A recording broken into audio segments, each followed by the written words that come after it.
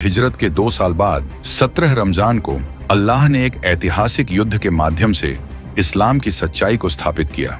यह युद्ध कुरैश के बहुदेव वादियों और मुसलमानों के बीच हुआ था। 300 से कुछ अधिक मुसलमानों ने अपनी मजबूत आस्था और अल्लाह की मदद से मक्का की 3 गुना बड़ी और अच्छी तरह सुसज्जित सेना को पराजित कर दिया। कुरैश के कई प्रमुख नेता इस युद्ध में मारे गए और यह लड़ाई मुसलमानों के पक्ष में एक निर्णायक जीत साबित हुई। इसने यह स्पष्ट संकेत दिया कि अल्लाह किसके साथ है। अबू जहल, जो इस्लाम का सबसे बड़ा दुश्मन था, बद्र की ओर कूच करते समय अल्लाह से सच्चाई और झूठ के बीच फर्क करने की दुआ कर रहा था। उसने पैगंबर मोहम्मद सल्लल्लाहु अलैहि वसल्लम पर मक्का में अशांति फैलाने और लोगों के बीच फूट डालने का आरोप लगाया था।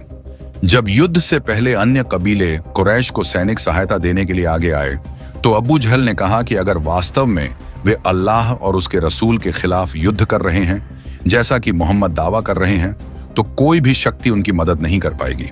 अगर ऐसा नहीं है तो उनकी सेना पहले से ही काफी मजबूत है। अबू जहल को उसका जवाब मिल गया। इसमें कोई संदेह नहीं कि अबू जहल पैगंबर की सच्चाई को जानता था, लेकिन उसने जिद और अहंकार में आकर इस्लाम का इनकार किया। उसने अपने प्रचार और दबाव के माध्यम से दूसरों को भी इस्लाम अस्वीकार करने और इसका विरोध करने के लिए मजबूर किया। इस्लाम का विरोध करने में कुरैश ने हर सीमा पार कर दी थी, यहां तक कि वे अपने खुद के बनाए नैतिक मूल्यों को भी भूल गए थे। जो मुसलमान अपनी जान बचाने के लिए मदीना हिजरत कर चुके थे, उनका मकसद युद्ध करना नहीं था।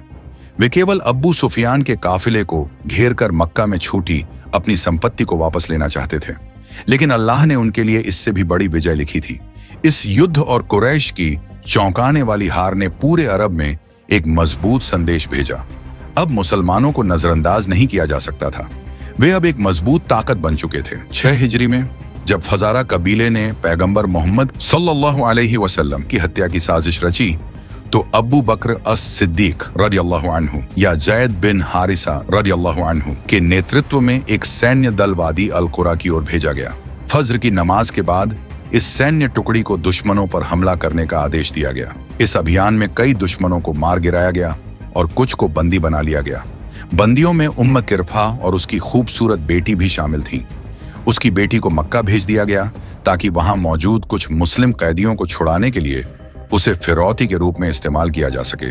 उम्म किरफा ने पैगंबर की हत्या की जो साजिश रची थी, वही उस पर भारी पड़ी। उसने अपनी इस बुरी योजना को अंजाम देने के लिए 30 घुड़सवारों को इकट्ठा किया और उन्हें सहायता प्रदान की थी, लेकिन वे सभी युद्ध में मारे गए। 10 रमजान 8 हिजरी को पैगंबर मोहम्मद सल्लल्लाहु अलैहि वसल्लम 10,000 सैनिकों के साथ मदीना से मक्का की ओर रवाना हुए।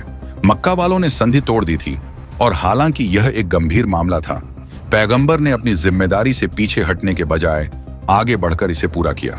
उन्होंने मक्का को बिना किसी युद्ध के जीत लिया। उन लोगों के साथ जिन्होंने कभी उन्हें और उनके अनुयायियों को खत्म करने की ठान ली थी, पैगंबर ने बेमिसाल दया और विनम्रता का परिचय दिया। उन्होंने सबको माफ कर दिया। ऐसा असाधारण व्यवहार केवल एक नबी ही कर सकते हैं। इसका परिणाम यह हुआ कि शीघ्र ही मक्का की पूरी आबादी इस्लाम में दाखिल हो गई। कुरैश के सरदार अबू सुफियान, जिन्होंने मक्का की ओर इस मार्च के दौरान इस्लाम कबूल किया, उन्होंने पैगंबर के चाचा अल अब्बास से कहा, मैं अल्लाह की कसम खाकर कहता हूं कि तुम्हारे भाई के बेटे पैगंबर सल्लल्लाहु अलैहि वसल्लम की हुकूमत इतनी ताकतवर हो गई है कि उसका मुकाबला करना नामुमकिन है। अल अब्बास ने उत्तर दिया, यह पैगंबरी की ताकत है। अबू सुफियान ने इस बात को स्वीकार कर लिया। सिर्फ 8 साल पहले पैगंबर को मक्का से निकाल दिया गया था और अब अल्लाह ने उन्हें मक्का का नेता बना दिया था। पैगंबर ने काबा में रखी हुई 360 मूर्तियों को तोड़ दिया और हनीफिया यानी शुद्ध तौहीद को काबा में फिर से बहाल कर दिया, जो इब्राहिम अलैहिस्सलाम और इस्माइल अलैहिस्सलाम की सच्ची शिक्षाओं पर आधारित थी। 92 हिजरी के रमजान में महान सेनापति तारिक बिन जियाद ने एक ऐसी जंग में स्पेन अल अंदलुस को आजाद कराया जो आज भी इतिहासकारों को आश्चर्यचकित कर देती है। सिर्फ 12,000 सैनिकों के साथ तारिक बिन जियाद ने राजा रोड्रिक की 90,000 की विशाल सेना का सामना किया और उसे पराजित कर दिया। उस समय स्पेन विसिगोथ्स और चर्च के भारी अत्याचारों से पीड़ित था। किसान दोहरे कराधान के कारण गरीबी में जी रहे थे और यहूदी समुदाय को भयंकर यातनाओं का सामना करना पड़ रहा था। मुसलमानों को विशेष रूप से स्पेन को आजाद कराने के लिए आमंत्रित किया गया था और उनकी हुकूमत का खुले दिल से स्वागत किया गया।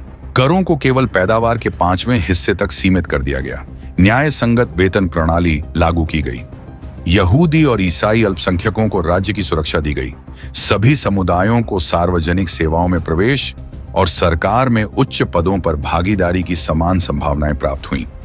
मुस्लिम शासन ने स्पेन में समृद्धि लाई और इसे यूरोप के लिए ज्ञान और विकास का केंद्र बना दिया। 582 हिजरी के रमजान में इस्लाम के सबसे प्रसिद्ध नायकों में से एक सलाहुद्दीन अय्यूबी ने क्रूसेडरों ईसाई आक्रमणकारियों को पराजित किया और मस्जिद अल अक्सा यानी जेरूसलम को फिर से मुस्लिम नियंत्रण में ले आए। 492 हिजरी में क्रूसेडरों ने जेरूसलम पर कब्जा कर लिया और 70,000 से अधिक मुसलमानों का नरसंहार कर दिया। उन्होंने भयानक अत्याचार किए, मगर बगदाद की खिलाफत उस समय इतनी कमजोर थी कि कोई जवाबी कार्रवाई नहीं हुई। क्रूसेडर यह काम इसलिए कर सके क्योंकि मुसलमान आंतरिक झगड़ों और विवादों में उलझे हुए थे। उस समय मिस्र पर शिया फातिमी हुकूमत का शासन था, जो कई बार क्रूसेडरों से सहयोग भी करता था, मगर यह सल्तनत भी इतनी कमजोर हो गई थी कि क्रूसेडरों ने मिस्र पर भी हमला करने का फैसला कर लिया। अलेप्पो और मोसुल के अमीर नूरुद्दीन जंगी, जो उस समय क्रूसेडरों के खिलाफ कई शहरों को आजाद करा रहे थे, उन्होंने मिस्र में मुसलमानों की मदद के लिए अपनी सेना भेजी। इस सेना के प्रमुख शिरकुह थे, जो अपने साथ अपने भतीजे सलाहुद्दीन को भी ले गए। मुसलमानों ने मिस्र में क्रूसेडरों को हरा दिया। शिरकुह की मृत्यु हो गई और सलाहुद्दीन मिस्र के नेता बन गए। 36 साल की उम्र तक सलाहुद्दीन दुनिया के सबसे ताकतवर व्यक्तियों में से एक बन गए थे, मगर मुस्लिम और ईसाई इतिहासकारों ने उनकी विनम्रता और परहेजगारी को दर्ज किया है। उन्होंने कभी इस दुनिया की शान और शौकत की परवाह नहीं की और हमेशा मुस्लिम इलाकों को आजाद कराने पर ध्यान केंद्रित किया। कुछ सालों में सलाहुद्दीन ने एक मजबूत सेना तैयार कर ली और जेरूसलम पर हमला किया। अल्लाह की मदद से 88 साल बाद रमजान 582 हिजरी में जेरूसलम फिर से मुसलमानों के कब्जे में आ गया। 8वीं हिजरी सदी में मंगोलों ने एशिया में भारी तबाही मचा रखी थी। वे जहां से गुजरते वहां के शहरों को नेस्तनाबूद कर देते। चंगेज खान ने खुद को अल्लाह की ओर से इंसानों को उनके गुनाहों की सजा देने वाला कहा था। 617 हिजरी में समरकंद, रई और हमदान को नष्ट कर दिया गया और 7 लाख से अधिक लोगों को मौत के घाट उतार दिया गया या कैद कर लिया गया। 656 हिजरी में चंगेज खान के पोते हलाकू खान ने इस तबाही को जारी रखा, यहां तक कि बगदाद, जो उस समय इस्लामी दुनिया का सबसे बड़ा शहर था, उसे भी तबाह कर दिया गया। अनुमान के अनुसार इस हमले में लगभग 1 करोड़ 8 लाख मुसलमान मारे गए। मंगोलों के इस आतंक और मुसलमानों और यूरोप के भी इसी हाल में पहुंचने की आशंका के बीच अल्लाह ने मिस्र के ममलूक शासक सैफुद्दीन कुतुज को खड़ा किया। उन्होंने मुसलमानों को एकजुट किया और 25 रमजान 668 हिजरी को ऐन जलूत की लड़ाई में मंगोलों का सामना किया। हालांकि मुसलमानों पर भारी दबाव था, लेकिन अल्लाह की मदद, बेहतरीन रणनीति और अपार बहादुरी के जरिए उन्होंने मंगोल सेना को कुचल दिया और इस्लामी दुनिया को इस खौफनाक तबाही से बचा लिया।